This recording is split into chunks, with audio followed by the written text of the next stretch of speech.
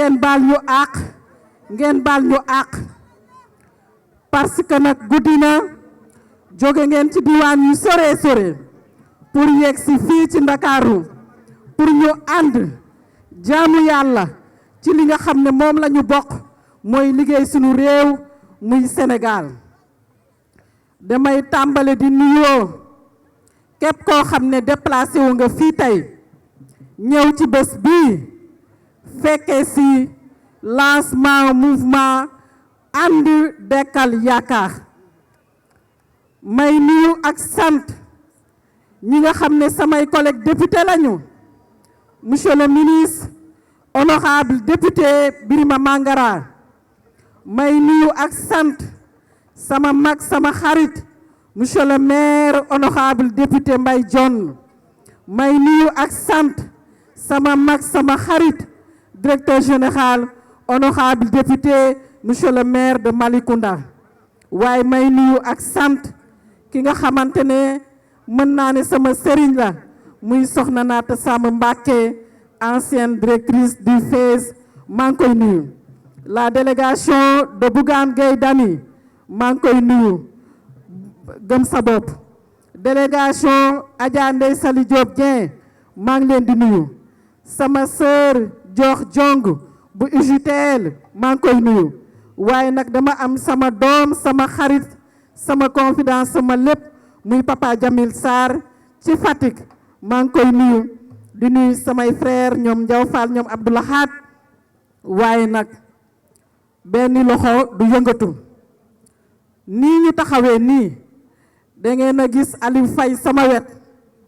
ñu koy woowee Aline Mbine toog muy jàmbaar ngeen gis Coumba Ndoffène Diouf sama wet commune Niakhar waaye ngeen gis Ousmane Senghor président mouvement Point Fort mu nekk jàmbaar waaye tamit ngeen gis Babacar Poukham Ernest Ngom Abdoulaye Kane bi nga xamante ne département de Kaolack waaye la région du Sud Abdoulaye Diallo ak képp koo xam ne ñoo nga fii tey képp ku déplacé wu ñëw toog ci présidium bi ñoom Rokhaya Tidiane mënuma lim ñëpp nuyu naa leen sant naa leen commune Diarekh awma seen fay commune Ngayokhem Loul Sessène Bambey Dakar ñaari tali la commune des Biscuiteries Mboudaye Goudomp Sédhiou Bounkiling ak ñi nga xamante ne ñoo jógee commune Ouakam Simal dans la commune de Fimela mën naa wax ne Sénégal moo fi daje tey Kaolack Ziguinchor Saint-Louis ñoom ñëpp gis nañ leen ñu ngi leen di nuyu di leen di sant lii ñu fi dajale tey dañuy tàmbale ci ñaanal ki nga xam ne mooy monsieur le président de la république Macky Sall président de la république woon ci lii nga xam ne mëbat na ko muy Nations Unies mu ñëw fi démb Sénégal yëpp teertu ko mu nekk teraanga goo xamante ne gëj na dëkk ci biir réew mi ñu koy sant di ko ñaanal yàlla yal na ko sunu borom jàppale du ma revenir ci li mu def ci réew mi li may waxaat te Mbaye Dione wax ko léegi ñun dañoo tàmbali politique ci parti démocratique sénégalais may nuyu képp koo xam ne bokkoon naa ak yow mouvement des élèves et étudiants libéraux ak UJTL te yéen ñëpp ngeen ñëw fii tey fekkee bés bi waaye tamit ñu jóge foofu ànd ak président Macky Sall Alliance pour la République bu ñu àndee lépp luy liggéey ñu def ko ci wetam gagné élection bu nekk ci biir Sénégal président Macky Sall 2012 yàlla jox ko réew mi 2019 suñ borom jox ko réew mi 2024 ñeneen jël réew mi mu am ambition dem nekk secrétaire général des Nations Unies man Thérèse sama wax du ma ko nëbb Mbaye Dione boo tëddee nelawal vous m'avez toujours défendu parce que nag politique nit ki bu sañcee kër te xëy na bëggul nga génn dina la waxal loo deful dina la dëkkal foo dëkkul waaye man mi Faye Biram Mbenda Wagan lu waay di wax ak li waay di jëf li jëntewuma ko. xam nga li ma gëm ku ma yëg, li ma gëm ku ma jox sama cër, li ma gëm ku ma teg sama place, te loolu yaakaar naa ne képp kuy politique loolu ngay wut. ñun nag mouvement ànd dekkal yaakaar bu ñu nee dekkal yaakaar dañoo jekkee dekkal ngor ni ko ki nga xam moom mooy Fatou Kiné Diouf waxee. ñu ànd yaakaar am ci réew mi nag lu ne am fi waaye ñu dem a dem ba ku déglu discours étudiants yi Déthié Diouf liir ko nga xam ne yaakaar amatul ci réew mi. ñu fas yéene takk suñu tubéy takk suñu sër dugg Sénégal dugg ci diaspora bi seeti ndaw ñi seeti jigéen ñi seeti étudiants yi seeti béykat bi seeti nappkat bi seeti képp koo xam ne yaa ngi yeewoo ci réew mi. ñu wax ak yow li nga xam ne moom la ñu namm ci politiku Sénégal mooy d'abord boo leen gëmee ne que saaga dafa war a jeex ci politiku Sénégal ngeen tàccul ma. boo leen gëmee ne que Sénégal waratuñoo nekk dëkk boo xam ne dañuy saaga ay kilifa diine ngeen tàccul ma. boo leen gëmee ne que Sénégal intellectuel yi ñuy jàng ak ñi nga xam ne seen xol set na dañoo war a taxaw ci kanam ci décider ngeen wax ma. réew mi ñëpp a ko bokk kenn moomu ko. dañu daan naan l'État a le monopole de la violence légitime ñu nangu ko ndax loolu état la waaye aucun parti politique n'a le monopole de la violence légitime. On est en politique, c'est la démocratie. Nous sommes en politique, c'est la liberté d'expression. Nous sommes en politique ku nekk da nga am sa xalaat bu baax teg ko ci table bi pour réew mi jëm kanam. ñun mouvement ànd dekkal yaakaar looloo tax ñu jóg. te bu loolu weesoo ñun dañu ne ci façon bi ñuy defee politique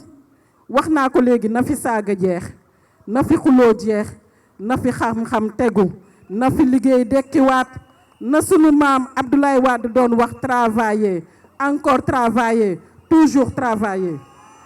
rusuma di ko citer ndax je suis libéral dans l'âme. may wax ne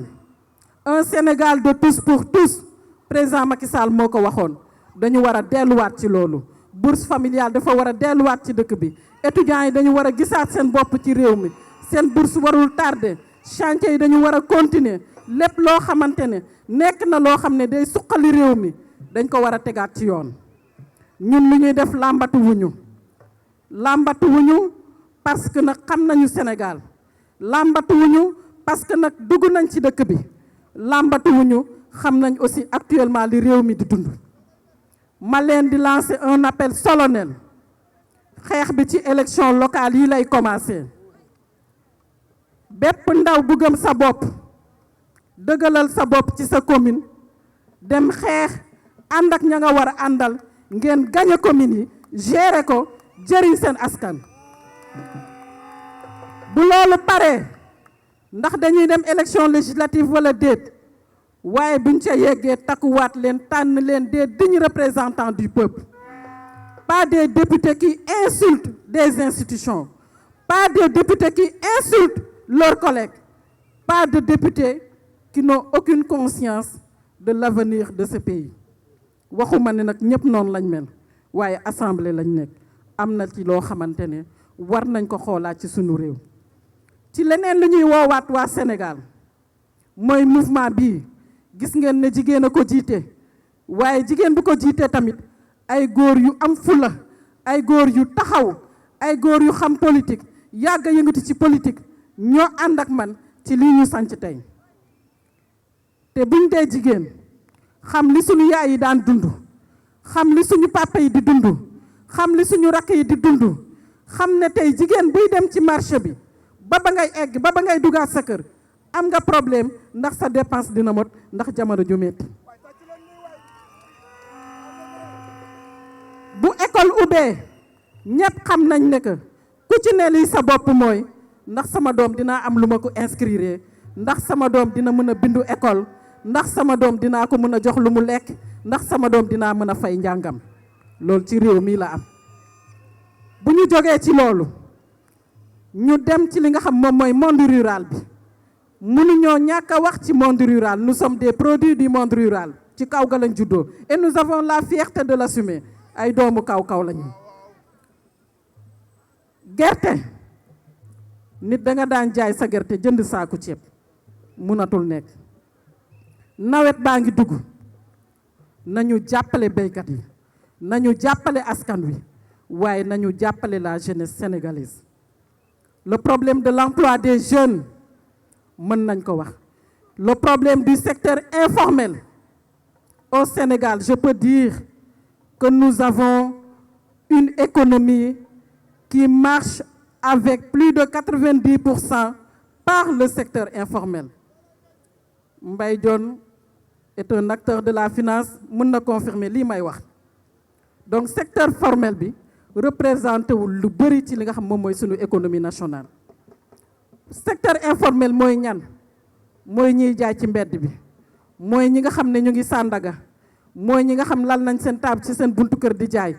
ba ci suñu yaay bi nga xam ne mu ngi lal cereem lekketu cereem di ko jaay wala siwo fondeem di ko jaay. Donc secteur informel ñun am nañ ci vision gérer nañu FONGIP xam nañ bu baax ne ko boo bëggee développer réew il faut travailler d'abord la formalisation du secteur informel. Le secteur BTP gis naa yàggul dara ñu ne génne nañ benn communiqué pour libérer li nga xam ne moom mooy suspension yi amoon ci BTP ñu koy saluer bu baax parce que amoon na impact bu bon a bon bu mu amoon ci li nga xam moom mooy secteur boobu. Secteur BTP suñ ko waxee mooy ouvrier bi daan xëy di wàccee 7000 francs mënatu koo am ki daan jaay ciment mënatul jaay lam daan jaay ki daan jaay peinture mënatul jaay lam daan jaay ba ci kay jaay étanchéité te mënatul jaay lam daan jaay. Kon ñun li ñuy wax mooy ñun prôné wuñu politique toj politique xasse wala politique jaxase ñun dañuy prôné une politique constructive nañu taxaw gis li baax ñu wax ñi ñi nekk lii baax na te lii lañu war a def pour réew mi. Donc ñuy wax encore une fois que le mouvement And Dekkal Yaakaar nous ne sommes pas un mouvement de plus judduwuñu rek pour ñu ñuy compter comme mouvement te les prochains jours vous confirmeront que nous serons partout dans le pays et dans la diaspora. Et c'est l'occasion de saluer nos militants de New York, d'Allemagne, d'Italie et de la France. Et je peux dire que liggéey bii bañ ko tàmbalee ëpp na juróom-benn at juróom-benn weer ñu liggéey ko liggéey bu set wicc fas yéene koo continuer xamal leen ne làmbatu wuñu et encore une fois incha allahu rabbi dañ leen di jox rendez-vous élection locale yi di ñëw ndaw ñi dëggal leen seen bopp jigéen ñi dëggal leen seen bopp leader yi nga xamante ne am nañu vision ci réew mi mu mel ni ñii ma fekk si fii tey muy Maguette Sène di Birima Mangara di ki nga xam moom mooy waa bu gëm sa bopp ba ci ki nga xam moom mooy AFP ak ñi bëggoon ñëw te ñoom ñëpp ñëwuñu dama jàpp ne que la recomposition politique du Sénégal Île du Saloum jërëjëf la recomposition politique se fera et elle est déjà en train de se faire. Recomposition politique su ma ko waxee mooy képp ku nekk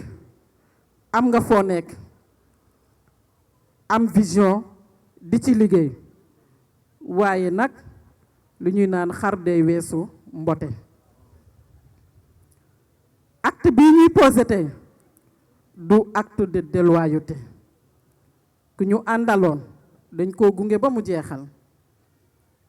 te ci lu mu nekk ñu nekk ca ba tey démb rek a ci mujj. Kon li des mooy ci biir parti politique yi nañu xam ne ndaw ñi dañoo bëgg espace ndaw ñi dañoo bëgg épanouir ndaw ñi dañoo bëgg a wone seen leadership ñu xam lu ñu mën ak lu ñu mënul mag bu généreux nag da nga leen a war a gunge jàppale leen bañ leen a diaboliser bañ leen a dëkkal fu ñu dëkkul